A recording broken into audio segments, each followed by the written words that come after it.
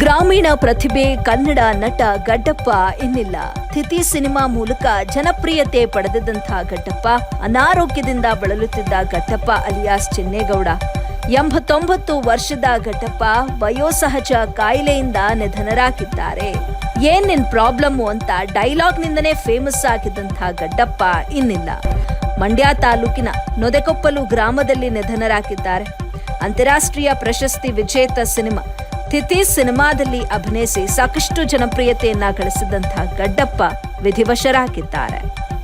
ಹೌದು, ಅಂತಾರಾಷ್ಟ್ರೀಯ ಪ್ರಶಸ್ತಿ ವಿಜೇತ ತಿಥಿ ಸಿನಿಮಾದ ಮೂಲಕ ಗಡ್ಡಪ್ಪ ಅಂತಾನೆ ಫೇಮಸ್ ಆದಂಥವರು ಇನ್ನಿಲ್ಲ.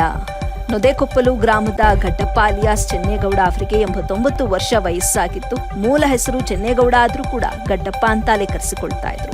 ತಿಥಿ, ತರ್ಲೆ ವಿಲೇಜ್, ಜಾನಿ ಮೇರಾ ನಾಮ್, ಹಳ್ಳಿ ಪಂಚಾಯಿತಿ ಸೇರಿದಂತೆ ಸುಮಾರು 8 ಸಿನಿಮಾಗಳಲ್ಲಿ ಅಭಿನಯಿಸಿದ್ರು. ಅಸ್ತಮಾ, ಹೃದಯ ಸಂಬಂಧಿ ಕಾಯಿಲೆಯಿಂದ ಬಳಲ್ತಾ ಇದ್ದ ಗಡ್ಡಪ್ಪ ತಿಂಗಳ ಹಿಂದೆ ಬಿದ್ದು ಸೊಂಟ ಪೆಟ್ಟಾಗಿ ಆಪರೇಷನ್ ಕೂಡ ಆಗಿತ್ತು. ಇಂದು ಚಿಕಿತ್ಸೆ ಫಲಕಾರಿಯಾಗದೆ ಸಾವನ್ನಪ್ಪಿದ್ದಾರೆ. ಸಂಜೆ ಸ್ವಗ್ರಾಮ ನೊದೆಕೊಪ್ಪಲು ಗ್ರಾಮದಲ್ಲಿ ಅಂತ್ಯಕ್ರಿಯೆಯನ್ನ ನೆರವೇರಿಸಲಾಗಿದೆ.